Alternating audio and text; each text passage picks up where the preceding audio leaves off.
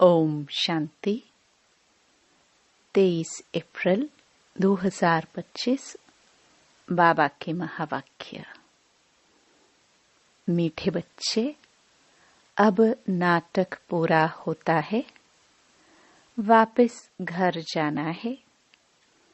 कलयुग अंत के बाद फिर सतयुग रिपीट होगा। यह राज सभी को समझाओ। प्रश्न। आत्मा पाठ बजाते बजाते थक गई है। थकावट का मुख्य कारण क्या है? उत्तर। बहुत भक्ति की, अनेक मंदिर बनाए, पैसा खर्च किया, धक्के खाते खाते सतो प्रधान आत्मा तमो प्रधान बन गई। तमो प्रधान होने के कारण ही दुखी हुई। जब किसी बात से कोई तंग होता है तब थकावट होती है। अभी बाप आए हैं सब थकावट मिटाने। ओम शांति। रूहानी बाप बैठ बच्चों को समझाते हैं। उनका नाम क्या है? शिव। यहाँ जो बैठे हैं तो बच्चों को अच्छी रीति याद रहना चाहिए। इस ड्रामा में जो सबका पाठ है वह अब पूरा होता है।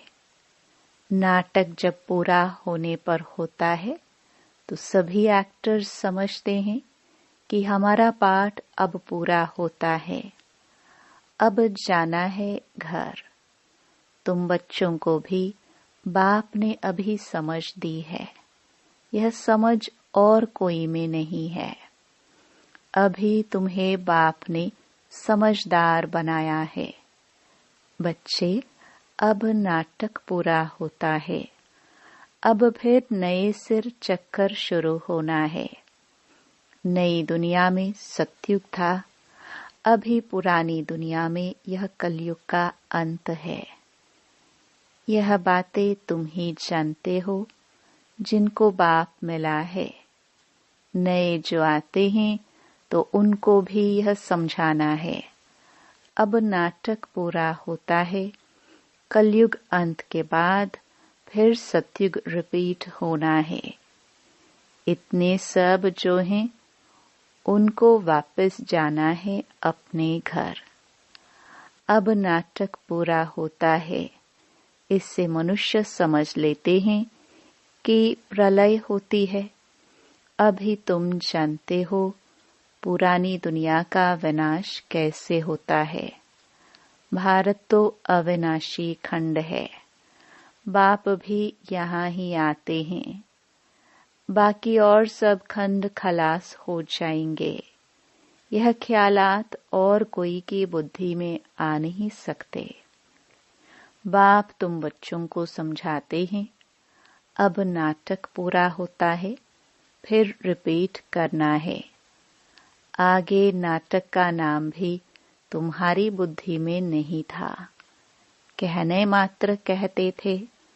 यह सृष्टि नाटक है जिसमें हम एक्टर्स हैं। आगे जब हम कहते थे तो शरीर को समझते थे। अब बाप कहते हैं अपने को आत्मा समझो और बाप को याद करो। अब हमको वापस घर जाना है। वह है स्वीट होम। उस निराकारी दुनिया में हम आत्माएं रहती हैं। यह ज्ञान कोई भी मनुष्य मात्र में नहीं है। अभी तुम संगम पर हो। जानते हो अभी हमको वापस जाना है। पुरानी दुनिया खत्म हो तो भक्ति भी खत्म हो। पहले पहले कौन आते हैं, कैसे यह धर्म नंबरवार आते हैं, यह बातें कोई शास्त्रों में नहीं है। यह बाप नई बातें समझाते हैं। यह और कोई समझा न सके। बाप भी एक ही बार आकर समझाते हैं। ज्ञान सागर बाप आते ही एक बार हैं, जबकि नई दुनिया की स्थापना, पुरानी दुनिया का विनाश करना है। बाप की याद के साथ यह चक्कर भी बुद्धि में रहना चाहिए। अब नाटक पूरा होता है, हम जाते हैं घर। पाठ बजाते बजाते हम थक गए हैं, पैसा भी खर्च किया। भक्ति करते करते हम सतो प्रधान से तमो प्रधान बन गए हैं। दुनिया ही पुरानी हो गई है। नाटक पुराना कहेंगे? नहीं, नाटक तो कभी पुराना नहीं होता। नाटक तो नित्य नया है, यह चलता ही रहता है। बाकी दुनिया पुरानी होती है, हम एक्टर्स तमो प्रधान दुखी हो जाते हैं, थक जाते हैं। सत्युग में थोड़े थकेंगे। कोई बात में थकने व तंग होने की बात नहीं। यहाँ भी अनेक प्रकार की तंगी देखनी पड़ती है। तुम जानते हो, यह पुरानी दुनिया खत्म होनी है। संबंधी आदि कुछ भी याद नहीं आनी चाहिए। एक बाप को ही याद करना चाहिए, जिससे विकर्म विनाश होते हैं। विकर्म विनाश होने का और कोई उपाय नहीं है।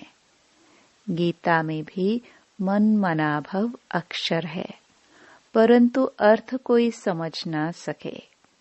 बाप कहते हैं, मुझे याद करो और वर्षे को याद करो।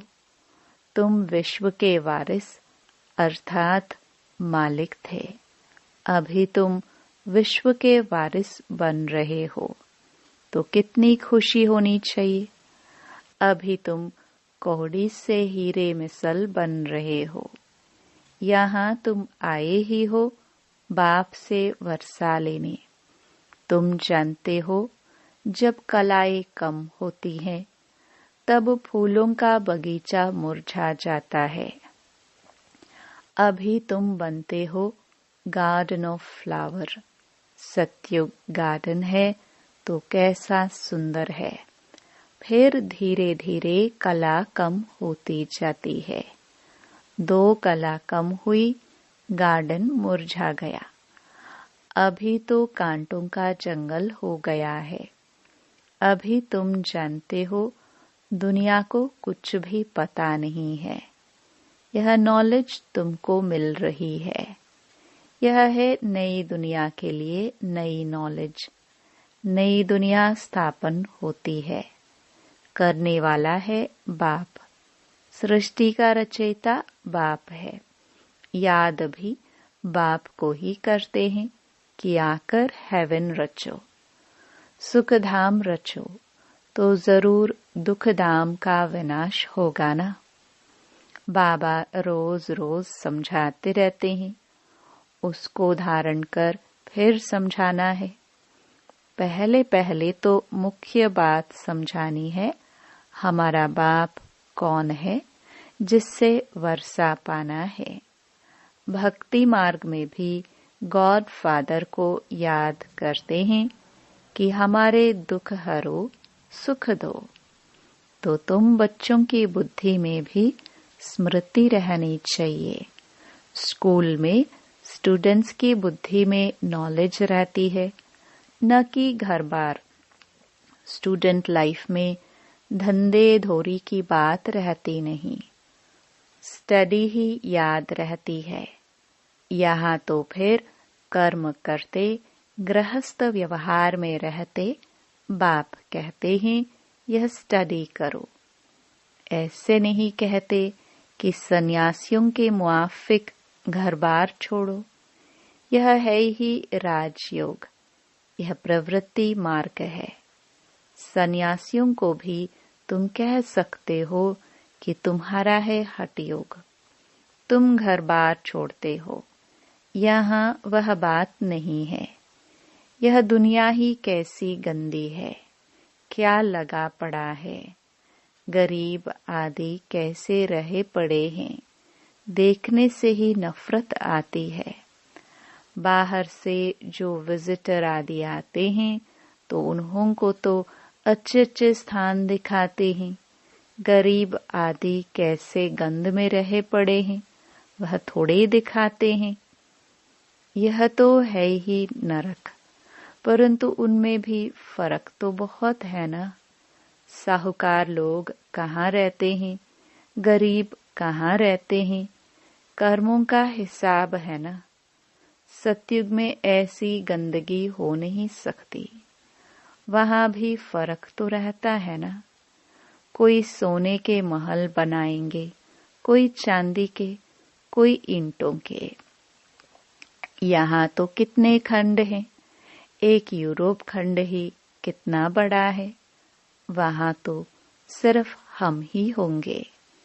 यह भी बुद्धि में रहे तो हर्षितमुख अवस्था हो। स्टूडेंट की बुद्धि में स्टडी ही याद रहती है, बाप और वर्षा।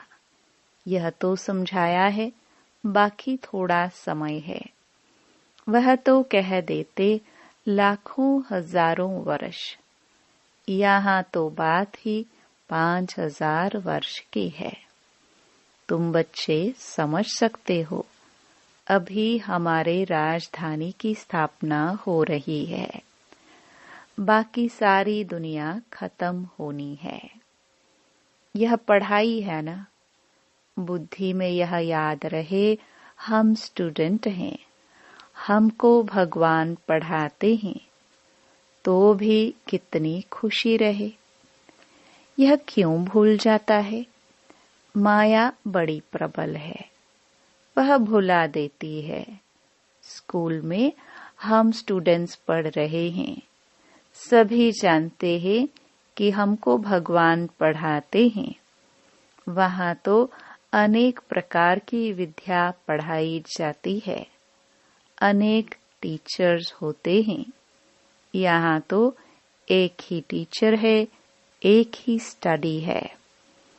बाकी नायब टीचर्स तो जरूर चाहिए। स्कूल है एक, बाकी सब ब्रांचेस है। पढ़ाने वाला एक बाप है।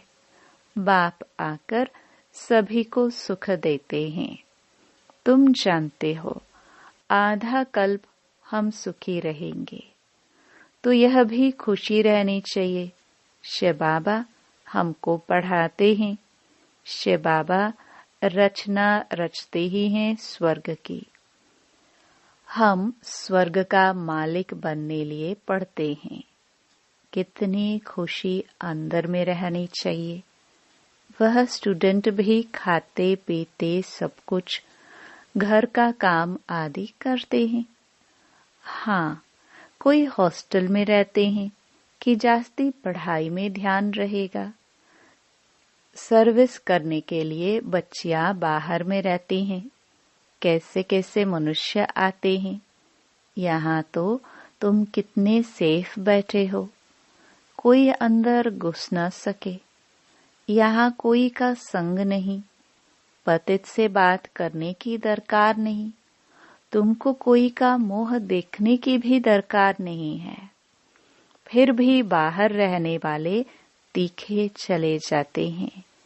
कैसा वंडर है। बाहर रहने वाले कितनों को पढ़ाकर आप समान बनाकर और ले आते हैं।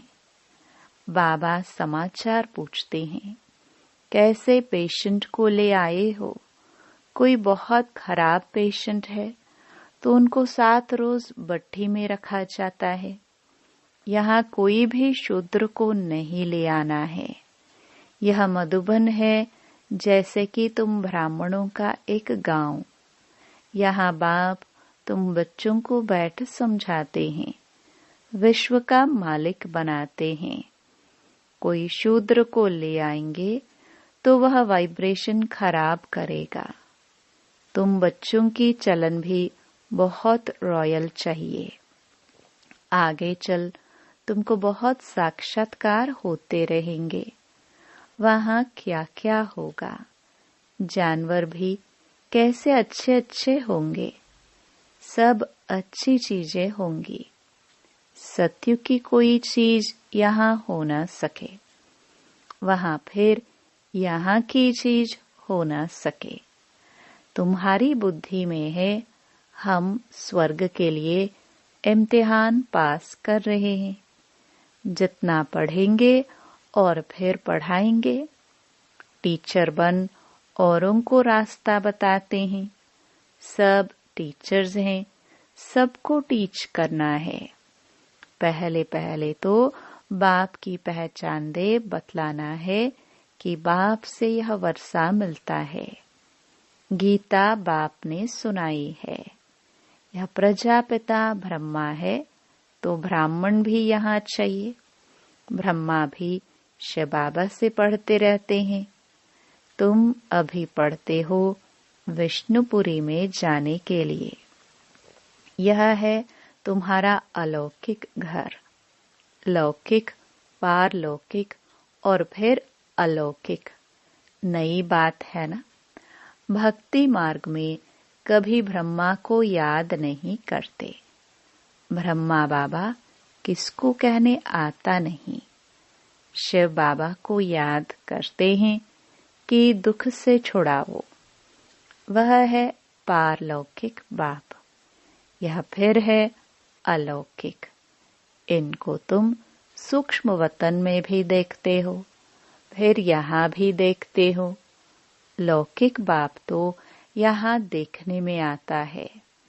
पारलौकिक बाप तो परलोक में ही देख सकते हैं। यह फिर है अलौकिक वंडरफुल बाप। इस अलौकिक बाप को समझने में ही मूंझते हैं। शिव बाबा के लिए तो कहेंगे निराकार है, तुम कहेंगे वह बिंदी है। वह करके अखंड ज्योति व ब्रह्म कह देते हैं। अनेक मत हैं, तुम्हारी तो एक ही मत है। एक द्वारा बाप ने मत देना शुरू की, फिर वृद्धि कितनी होती है। तो तुम बच्चों की बुद्धि में यह रहना चाहिए, हमको शिव बाबा पढ़ा रहे हैं, पतित से पावन बना रहे हैं। रावण राज्य में जरूर पतित तमो प्रधान बनना ही है। नाम ही है पतित दुनिया। सब दुखी भी हैं। तब तो बाप को याद करते हैं कि बाबा हमारे दुख दूर कर हमको सुख दो। सब बच्चों का बाप एक ही है। वह तो सबको सुख देंगे ना। नई दुनिया में तो सुख ही सुख है। बाकी सब शांति धाम में रहते हैं। यह बुद्धि में रहना चाहिए। अभी हम जाएंगे शांति धाम। जितना नजदीक आते जाएंगे तो आज की दुनिया क्या है, कल की दुनिया क्या होगी, सब देखते रहेंगे। स्वर्ग की बादशाही नजदीक देखते रहेंगे। तो बच्चों को मुख्य बात समझाते हैं। बुद्धि में यह याद रहे कि हम स्कूल में बैठे हैं। शिव बाबा इस रथ पर सवार हो आए हैं हमको पढ़ाने। यह भागीरथ है। बाप आएंगे भी जरूर एक बार। भागीरथ का नाम क्या है यह भी किसको पता नहीं है।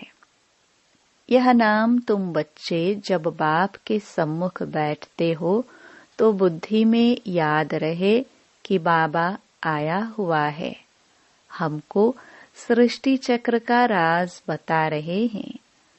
अभी नाटक पूरा होता है, अब हमको जाना है। यह बुद्धि में रखना कितना सहज है, परंतु यह भी याद कर नहीं सकते। अभी चक्र पूरा होता है, अब हमको जाना है।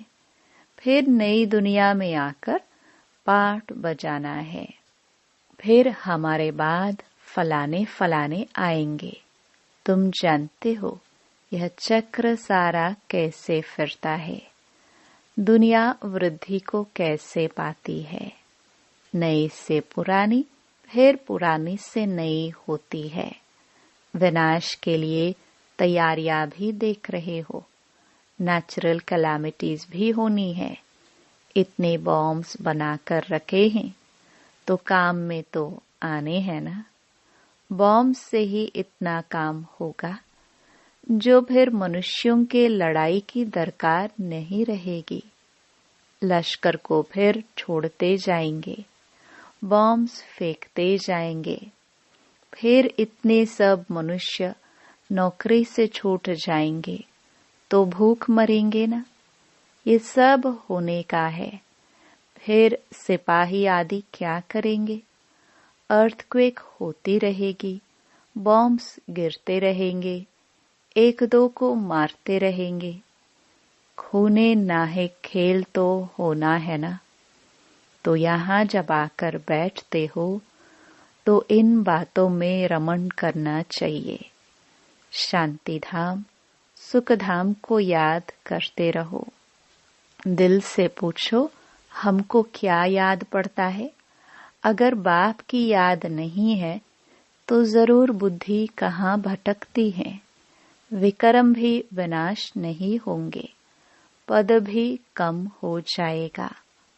अच्छा, बाप की याद नहीं ठहरती तो चक्कर का सिमरण करो तो भी खुशी चढ़े। परंतु श्रीमत पर नहीं चलते, सर्विस नहीं करते तो बाप दादा की दिल पर भी नहीं चढ़ सकते। सर्विस नहीं करते तो बहुतों को तंग करते रहते हैं। कोई तो बहुतों को आप समान बनाए और बाप के पास ले आते हैं तो बाबा देखकर खुश होते हैं।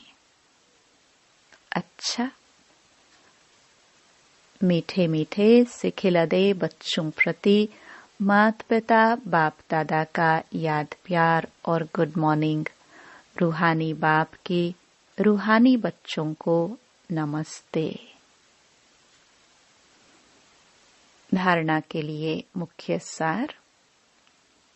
पहला, सदा हर्षित रहने के लिए बुद्धि में पढ़ाई और पढ़ाने वाले बाप की याद रहे। खाते पीते सब काम करते पढ़ाई पर पूरा ध्यान देना है। दूसरा, बाप दादा की दिल पर चढ़ने के लिए श्रीमत पर बहुतों को आप समान बनाने की सर्विस करनी है। किसी को भी तंग नहीं करना है। वरदान, अशरीरीपन के इंजेक्शन द्वारा मन को कंट्रोल करने वाले एकाग्रचित भव। जैसे आजकल अगर कोई कंट्रोल में नहीं आता है, बहुत तंग करता है, उछलता है या पागल हो जाता है, तो उनको ऐसा इंजेक्शन लगा देते हैं जो वह शांत हो जाए। ऐसे अगर संकल्प शक्ति आपके कंट्रोल में नहीं आती तो अशरीरीपन का इंजेक्शन लगा दो। फिर संकल्प शक्ति व्यर्थ नहीं उछलेगी, सहज एकाग्रचित हो जाएंगे। लेकिन यदि बुद्धि की लगाम बाप को देकर फिर ले लेते हो तो मन व्यर्थ की मेहनत में डाल देता है। अब व्यर्थ की मेहनत से छूट जाओ।